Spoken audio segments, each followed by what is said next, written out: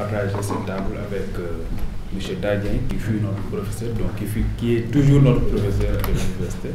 Donc c'est un plaisir aussi de partager cette table.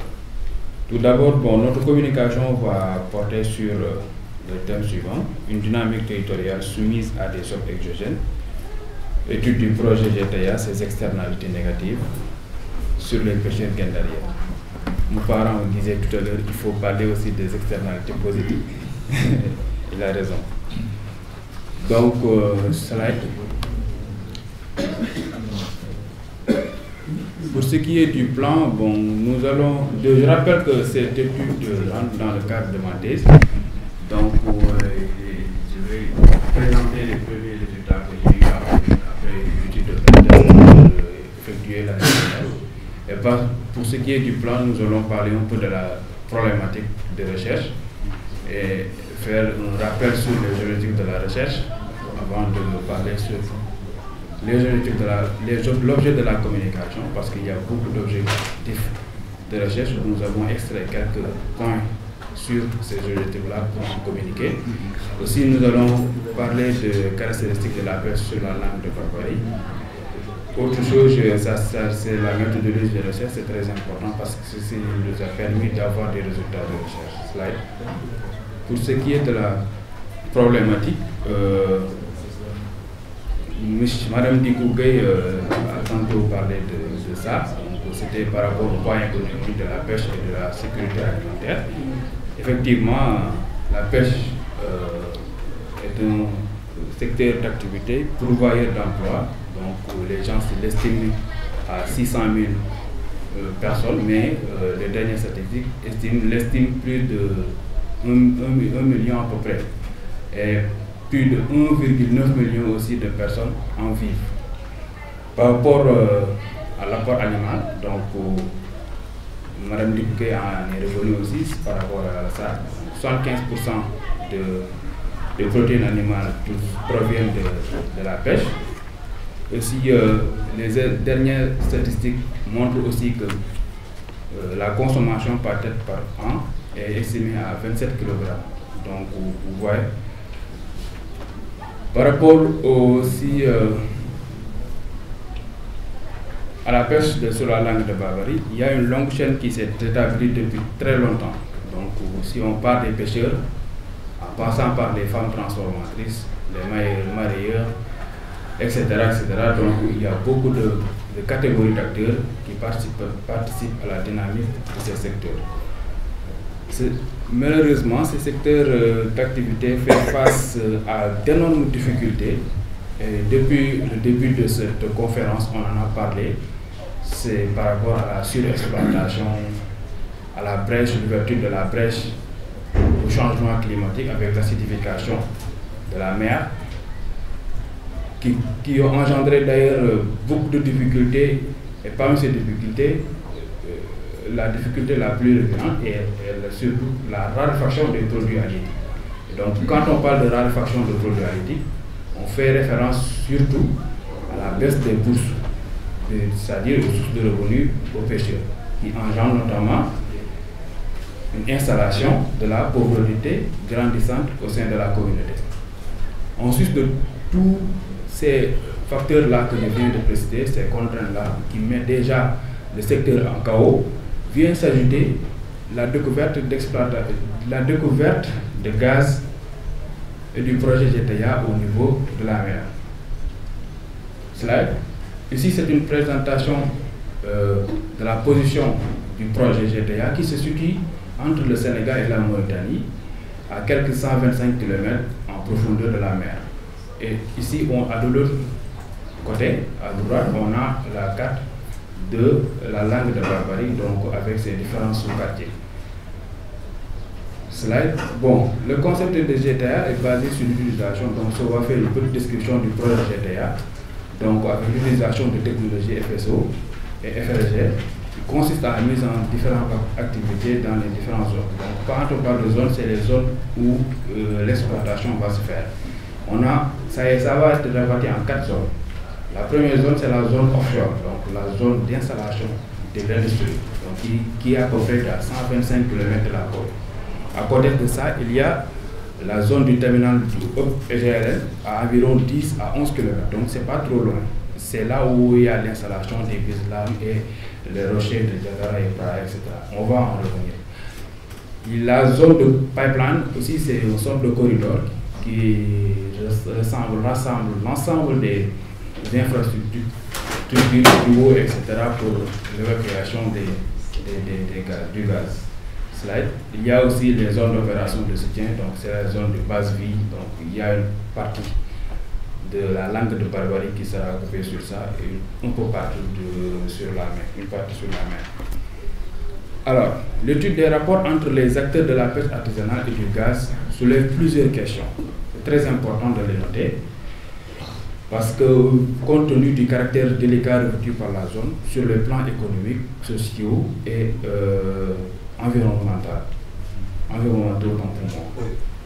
Les deux questions qui méritent d'être posées à ce niveau consistent à savoir en quoi la présence de la multinationale peut-elle perturber l'activité de la pêche artisanale. Et l'autre question, vraiment qui mérite d'être posée, c'est comment cette relation est gérée par les deux acteurs usagers de la mer pour une cohabitation durable. Voilà. Et pour cela, il est important de revenir, comme je vous disais tout à l'heure, que cette communication rentre dans le cadre d'une thèse. Il est bien de rappeler les objectifs de l'étude de la thèse. Donc, de façon générale, il s'agit d'analyser les risques de perturbation du projet GTA sur la pêche artisanale à Saint-Louis. Autrement, l'étude, autant pour moi, elle vise à faire des propositions de solutions pour une cohabitation durable des deux secteurs au profit des pêcheurs et des Sénégalais en général. Mais de façon spécifique, la recherche cherche à étudier les rôles et engagements de chaque partie prenante du projet pour une exploitation gazière offshore responsable et inscrire les activités de pêche artisanale dans la durabilité. L'autre aspect de ces objectifs, l'autre point, il consiste à analyser la mobilisation de la société civile dans la préservation des intérêts des pêcheurs ainsi que les tensions susceptibles de perturber les activités d'exploitation gazière. Donc on voit les deux côtés. Le dernier objectif consiste à proposer des solutions pour anticiper d'ailleurs sur toute forme de conflit, de violence, de crise ou de soulèvement de communautés pêcheurs à Saint-Louis. Et pour cette communication, nous allons nous focaliser uniquement sur ces deux aspects. Le premier aspect consiste à mettre l'accent sur les conséquences de l'édification de Bisla, de la zone d'exclusion de sécurité et de navigation par la firme britannique à proximité des récifs de Diatara et de Praia, principaux sites de pêche à la ligne des petits bureaux. Et l'autre point vise à présenter quelques mécanismes d'anticipation et de mitigation sur les risques pour une cohabitation durable entre la pêche et les installations gazières. Parce qu'il y a beaucoup de points à dire par rapport à ça. C'est la raison pour laquelle nous nous sommes focalisés sur ces deux points-là, pour enfin être bref et précis. Alors, pour ce qui est de cette recherche, il y a une méthodologie qui a été adoptée. Donc, nous avons fait une enquête de pré-test en utilisant la technique de sondage par convenance. Donc, on a ciblé uniquement les pêcheurs, parce qu'il y a une diversité d'acteurs.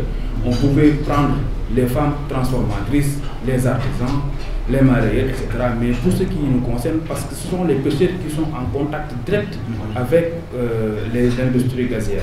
C'est la raison pour laquelle nous avons ciblé les pêcheurs pour pouvoir vraiment avoir des résultats de cette étude.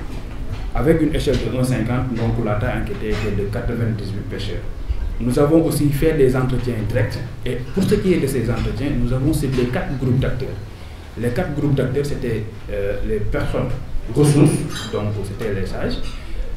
La deuxième catégorie d'acteurs, c'était les chercheurs, donc pour ce qui est du point de vue scientifique, etc., les explications, etc.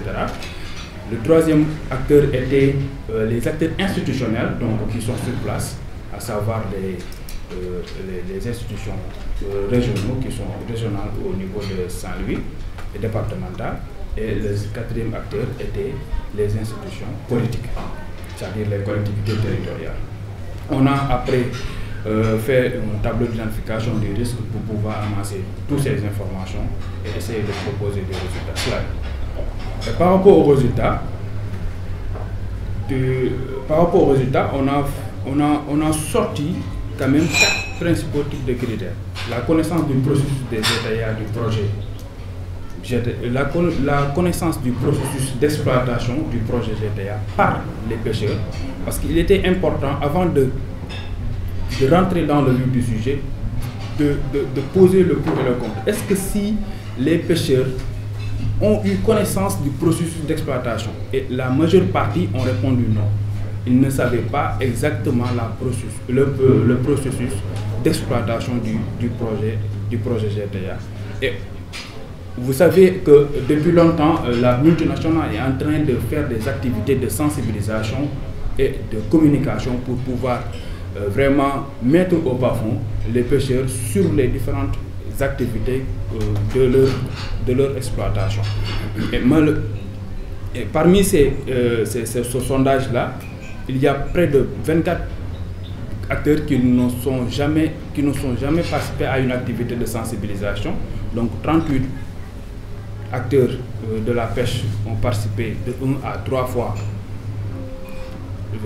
dans ces activités de sensibilisation et plus de 36 personnes ont participé plus de 3 fois dans ces activités de transformation.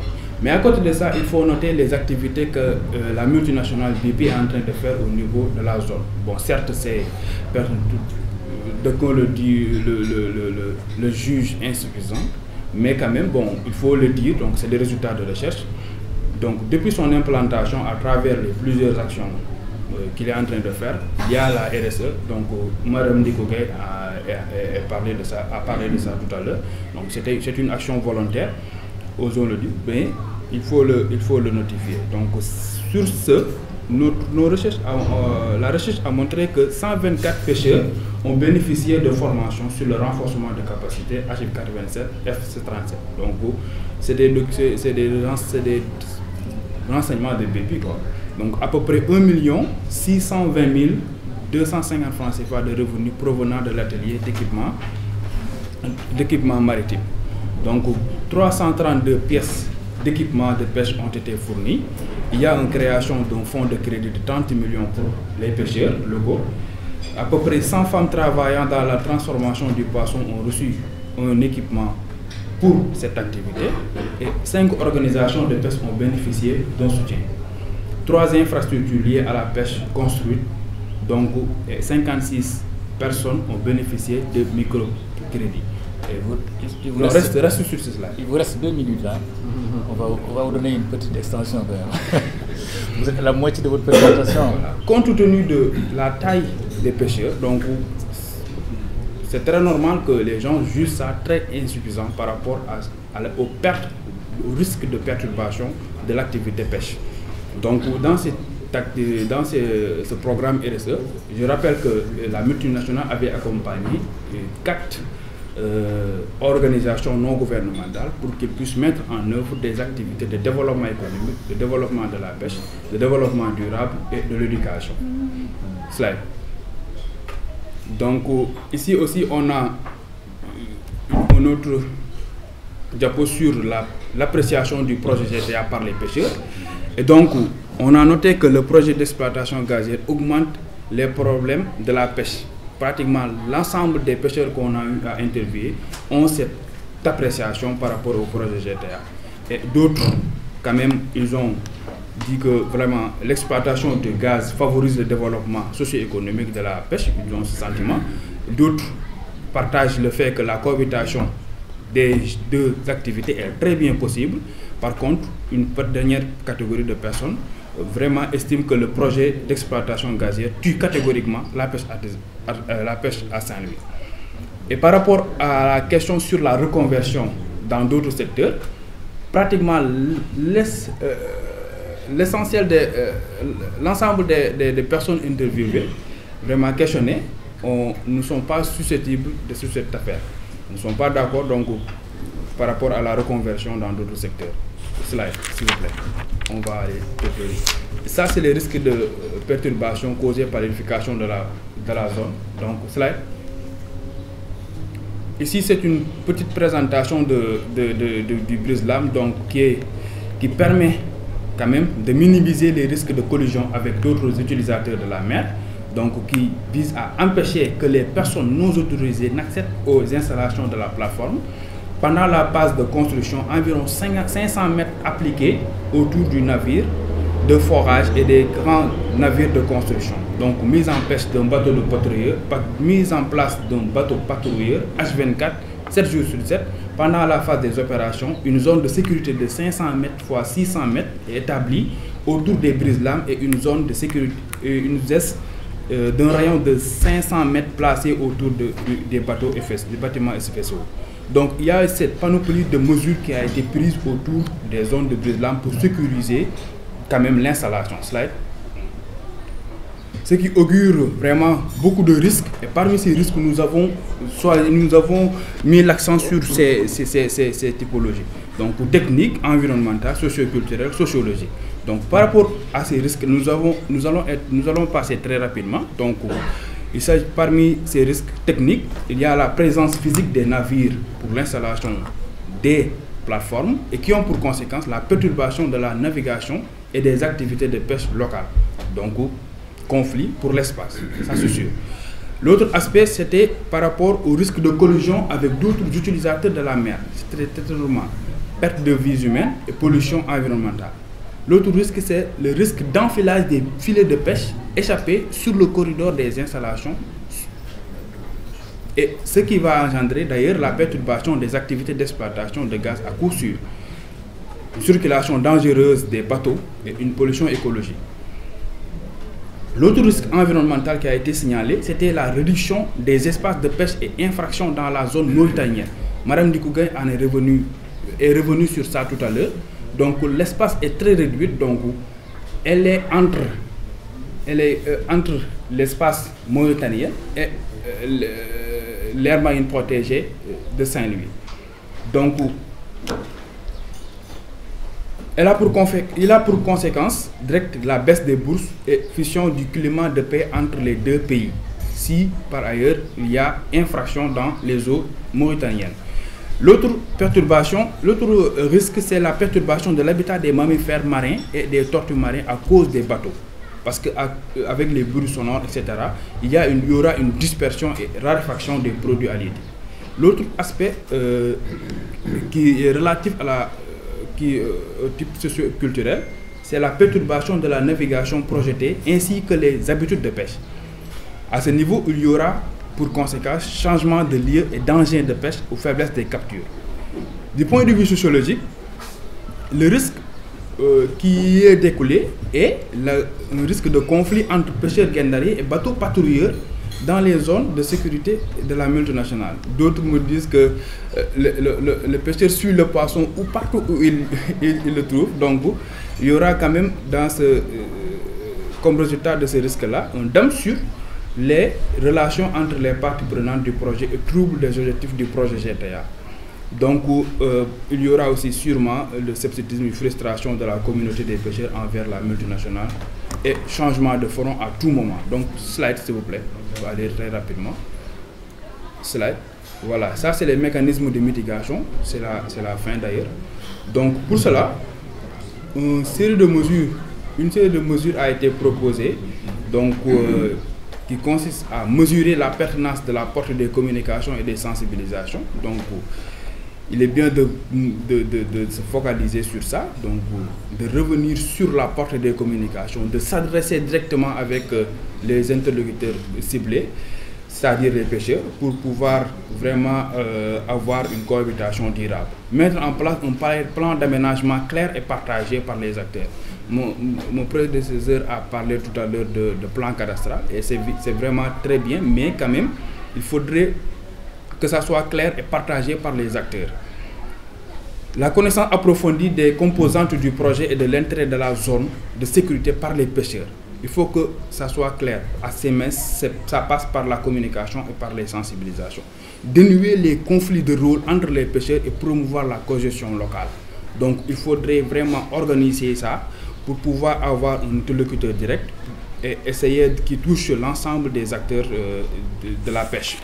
Donc mesurer l'efficacité du plan d'engagement social et l'adhésion des parties prenantes du projet GTA. Donc il est en train de faire des actions. Donc ça ne veut pas dire qu'il est en train de faire des actions, c'est qu'il doit faire des actions. Donc ça, il doit avoir des finalités par rapport au niveau de vue social et communautaire de la localité.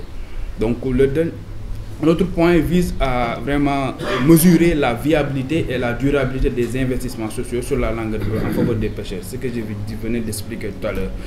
Rendre public l'information publique, c'est-à-dire mettre vraiment à la disposition à qui le souhaite les contrats, les impacts sociaux, économiques, etc., les études d'impact et autres limites des confidentialités, des informations relatives au projet d'État. Donc ça doit être rendu public pour que les pêcheurs, tout le monde qui puisse vraiment s'approprier, savoir exactement ce qui se passe au niveau de ces choses-là.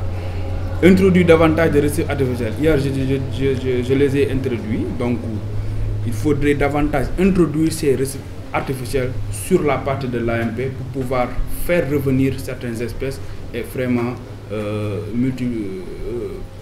permettre une reproduction vraiment très harmonieuse de certaines espèces. L'autre point consiste à améliorer l'effort sur la gouvernance des pêches. Donc c'est ça clôt le débat. Par rapport à la gouvernance des pêches, hier, Dr Massal en a beaucoup parlé. Ce qui nous pousse d'ailleurs à se poser deux grandes questions. La première est de savoir, dans un contexte de raréfaction de produits halieutiques, est-il recommandé de subventionner des efforts de pêche? Parce qu'on sait nettement qu'il y a raréfaction de produits halieutiques. Donc, si on subventionne les efforts de pêche, qu'est-ce que cela va augurer au niveau de pertes, etc. L'autre question qui mérite d'être posée, qui mérite réflexion, est de savoir, doit-on rester dans le mutisme, appauvrir les pêcheurs et créer des déficits alimentaires à ne pas réagir face à ces multiples menaces? Donc, c'était pratiquement tout pour cette communication. Je vous remercie pour votre attention.